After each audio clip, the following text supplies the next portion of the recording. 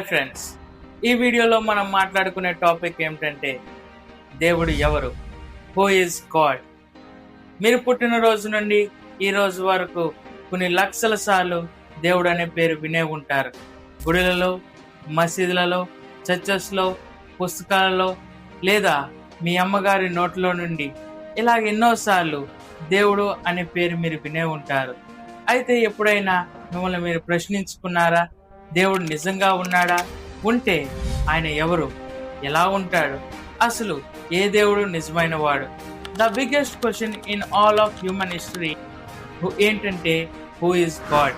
మానవ చరిత్ర మొత్తంలో అతిపెద్ద ప్రశ్న ఏమిటంటే దేవుడు ఎవరు.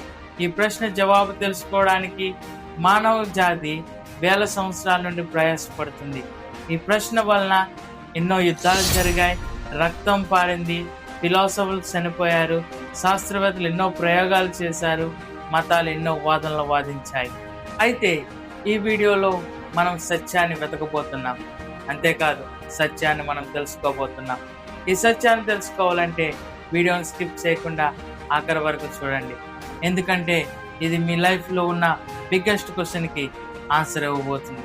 ఇలాంటి ఆసక్తికరమైన విషయాలు తెలుసుకోవాలంటే ఈ ఛానల్ని ఇప్పుడే సబ్స్క్రైబ్ చేసి పక్కన గంట సింబల్ని యాక్టివేట్ చేసుకోండి. Let's coming to the video. ప్రపంచ మతాలు అన్నీ దేవుని గురించి ఏం చెప్తున్నాయో మనం చూద్దాం. ఈ ప్రపంచంలో 4000 కంటే ఎక్కువగా మతాలు ఉన్నాయి. అన్నీ ఒకే విషయం చెప్తున్నాయి, అదేమిటంటే మా దేవుడే నిజమైన వాడు. అయితే ప్రతి మతం ఏం చెప్తుందో మనం ఇప్పుడు చూద్దాం. అతి ప్రాచీనమైన మతంగా పిలువబడుతున్న హిందూయిజం ఏం చెప్తుందంటే, హిందూ వేదాల్లో ఇలా రాయబడుతూ వచ్చింది, ఏకం సత్ విప్రహ బహుదా వదంతి.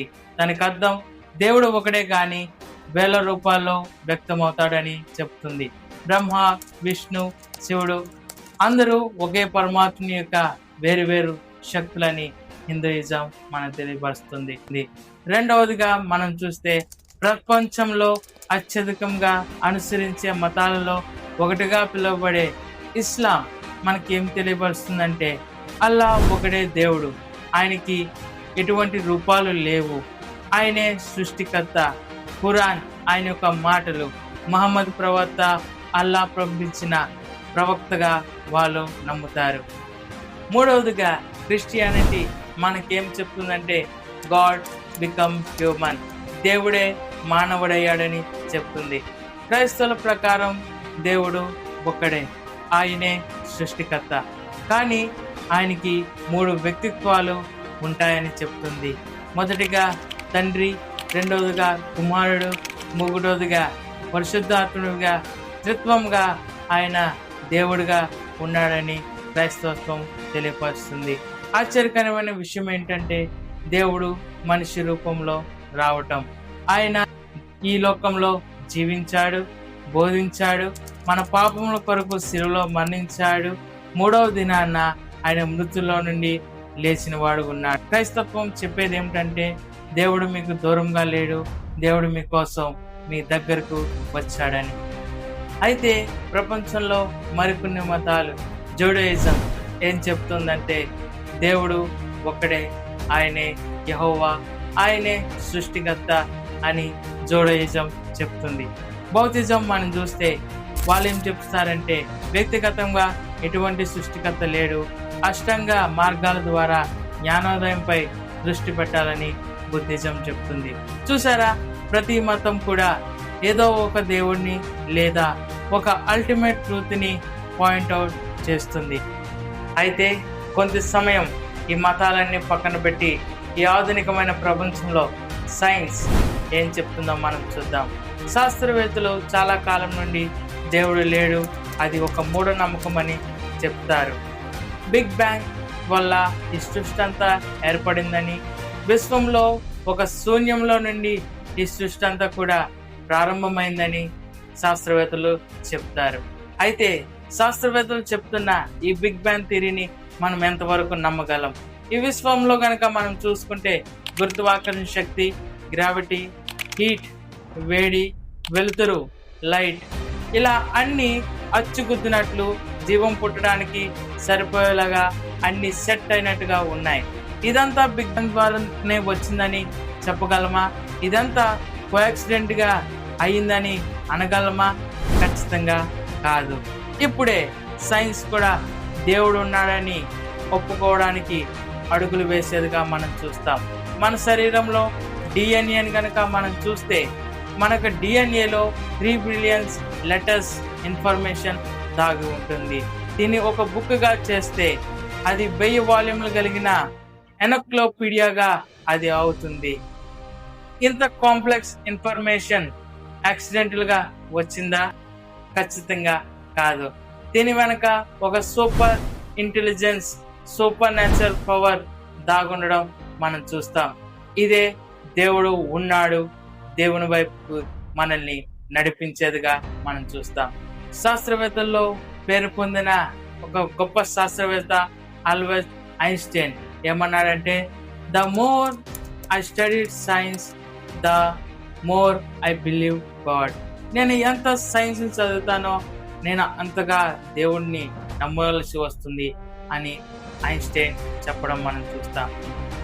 అయితే ఇప్పుడు దేవుడు ఎవరు అనే జవాబుని మనం చూద్దాం.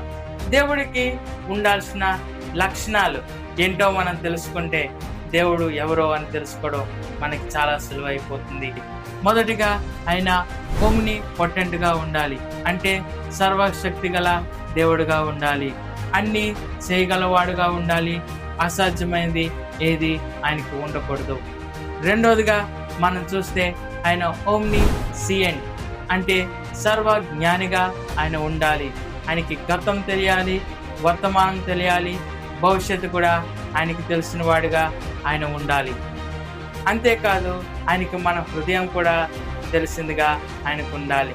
మూడవదిగా ఓమ్ని ప్రెజెన్స్ గా ఆయన ఉండాలి, అంటే ఆయన సర్వ వ్యాప్తి అయి ఉండాలి. ఆయన అన్ని చోట్లలో కూడా ఆయన ఉండాలి. ఆకాశంలో ఉండాలి, భూమి మీద ఉండాలి, చీకటిలో ఉండాలి, వెలుగులో ఉండాలి. అన్ని చోట్ల కూడా ఆయన ఒకేసారి ఉండగలిగేవాడుగా ఉండాలి. నాలుగోదిగా మనం చూస్తే ఆయన ఇటర్నల్, అంటే నిత్యుడై ఉండాలి. దేవునికి మొదట లేదు, చివరి కూడా లేదు. ఆయన కాలానికి అతీతుడిగా ఆయన ఉండాలి. ఇప్పుడు దేవుళ్ళలో ఉండాల్సిన నైతికమైన విషయాలు, అంటే మోరల్ థింగ్స్ ఏముండాలో మనం ఇప్పుడు చూద్దాం. మొదటగా ఆయన పరిశుద్ధుడిగా, అంటే హోలీ, పరిశుద్ధుడిగా ఆయన ఉండాలి. దేవుడు ఏ పాపం కూడా లేనివాడుగా ఉండాలి. పాపం ఆయనకి వ్యతిరేకంగా ఉంటుంది. రెండోదిగా ఆయన జస్ట్, అంటే న్యాయకర్తగా ఉంటాడు. దేవుడు పక్షపాతం లేకుండా అందరికీ ఆయన న్యాయం జరిగించేవాడుగా ఉంటాడు. మూడోదిగా రైచస్, అంటే నీతిమంతుడిగా ఆయన ఉంటాడు. ఆయన చేయు ప్రతి కార్యం కూడా నీతివంతముగా ఉంటూ వస్తుంది. ఇప్పుడు దేవుడికి సంబంధం ఎలా ఉంటుంది, ఆయనకి ఎటువంటి రిలేషన్ కలిగి ఉంటాడు అన్నది మనం ఇప్పుడు చూద్దాం. మొదటగా ఆయన లవ్, ప్రేమ స్వరూపి అయి ఉండాలి. ప్రేమ ఏం చేస్తుందంటే మన పాపాలకు మించి అది మనల్ని ప్రేమిస్తుంది. రెండోదిగా ఆయన గ్రేసియస్, కృప కలిగిన వాడుగా ఉండాలి. అది మనకు అర్హత లేనప్పటికి కూడా కృప మనకి అర్హతను తీసుకొచ్చేదిగా ఉంటుంది. మూడోదిగా ఫెయిత్ఫుల్, నమ్మకమైన వాడిగా ఆయన ఉండాలి. ఆయన ఇచ్చిన వాగ్దానాన్ని నెరవేర్చేవాడిగా ఆయన ఉండాలి. నాలుగోదిగా ఇమ్యూటబుల్, మారని వాడిగా ఆయన ఉండాలి. ఆయన స్వభావం ఈరోజు, నిన్న, రేపు, ప్రతిసారి ఆయన స్వభావం మారనిగా ఉండాలి. ఐదవదిగా ఆయన సోవరిన్, సర్వాధిపతి అయి ఉండాలి. విశ్వంలో జరిగే ప్రతిదీ ఆయన ఆజ్ఞతో జరిగేదిగా ఉండాలి. ఇప్పుడు వరకు దేవుని యొక్క లక్షణాలు ఏంటో మనం చూసాం. అయితే ఈ లక్షణాలన్నీ ఎవరిలో ఉన్నాయని మనం చూస్తే యేసుక్రీస్తు ప్రభులో ఇవన్నీ లక్షణాలు ఉండడం మనం చూస్తాం. మీకు ఆన్సర్ దొరికింది. అవును, ఒక్కడే దేవుడు, ఆయనే యేసుక్రీస్తు ప్రభు. ఆయనే దేవుడని ఎలా చెప్పగలం? యేసుక్రీస్తు ఒక చరిత్రాత్మకమైన వ్యక్తి. చరిత్ర కూడా యేసుక్రీస్తు గురించి సాక్ష్యం ఇస్తుంది. ఇది అనేకమైన హిస్టారికల్ స్కాలర్స్ చేత నిరూపించబడింది. ఆయన మన పాపాల కొరకు చనిపోయి 3వ దినాన్న తిరిగి లేచిన వాడు ఉన్నాడు. ఆయన తిరిగి లేచినాడని 500కు పైగా ప్రత్యక్ష సాక్షులు ఆ కాలంలో ఉండడం మనం చూస్తాం. అంతేకాదు, ఆయన ఈ భూలోకంలో జీవించినప్పుడు ఆయనలో ఏ పాపం లేనివాడుగా జీవించిన వాడుగా ఉన్నాడు. దేవుళ్ళలో ఏ పాపము ఉండకూడదు. రెండవదిగా, ఆయన నిత్యుడిగా ఉన్నాడు. మరణం ఆయనను జయించలేకపోయింది. అంతేకాదు, ఆయన సర్వాధిపతిగా ఉన్నాడు. ఆయన సర్వవ్యాప్తిగా ఉన్నాడు. ఆయన సర్వజ్ఞానిగా ఉన్నాడు. ఆయన కృప కలిగిన వాడుగా ఉన్నాడు. ప్రేమ కలిగిన వాడుగా ఉన్నాడు. అంతేకాదు, మారని వాడుగా కూడా ఆయన ప్రతి దేవుని యొక్క లక్షణాన్ని కలిగిన వాడుగా మనం చూస్తాం.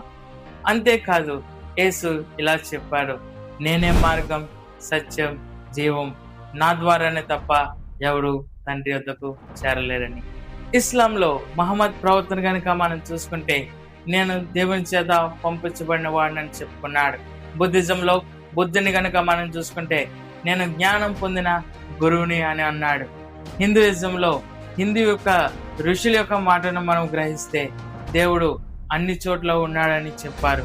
కానీ యేసు మాత్రమే నేనే దేవుడిని, మీ కొరకు ప్రాణంనిచ్చి మరణాన్ని గెలిచినానని చెప్పాడు. అంతేకాదు, నా యందు విశ్వాసం ఉంచువారు నేను మిమ్మల్ని రక్షిస్తానని యేసుక్రీస్తు చెప్పాడు. ఇది మీ నమ్మకాన్ని బలవంతంగా మార్చడం కాదు, ఇది మీకు సత్యాన్ని తెలియజేయడం. యోహాను సువార్త 3వ అధ్యాయం 16వ వచనం ఇలా తెలియజేస్తుంది, దేవుడు లోకమును ఎంతో ప్రేమించెను కాబట్టి తన అద్వితీయ కుమారుని అనుగ్రహించెను. ఆయన యందు విశ్వాసముంచు ప్రతివాడును నశింపక నిత్య జీవము పొందును అని. That's all for today. మీరు ఈ వీడియోని ఇప్పుడు వరకు చూసారంటే మీలో ఒక ప్రశ్న ఉండే ఉంటుంది. దేవుని గురించి తెలుసుకోవాలనే దాహం మీలో ఉండే ఉంటుంది. దేవుని గురించి మీరు తెలుసుకోవాలనుకుంటే బైబిల్లో యోహాను సువార్తని మీరు చదవండి. మీకు అనేకమైన ప్రశ్నలు కనుక మీకు ఉంటే కామెంట్స్ రూపంలో మాకు తెలియజేయండి. నేను మీకు వాటికి జవాబులు అనుగ్రహిస్తాను.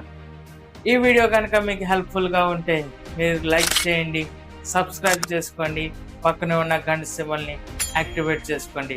నేను పెట్టిన ప్రతి వీడియో మీ దగ్గర చేరేదిగా ఉంటుంది. అంతేకాకుండా ఈ వీడియోని ఇతరులకు కూడా షేర్ చేయండి. ఎందుకంటే మిమ్మల్ని ప్రేమించేవారు కూడా ఈ సత్యాన్ని తెలుసుకోవడం చాలా ఉపయోగకరంగా ఉంటుంది. దేవుడు మిమ్మల్ని ప్రేమించి దీవించి ఆశీర్వదించుగాక. ఆమేన్.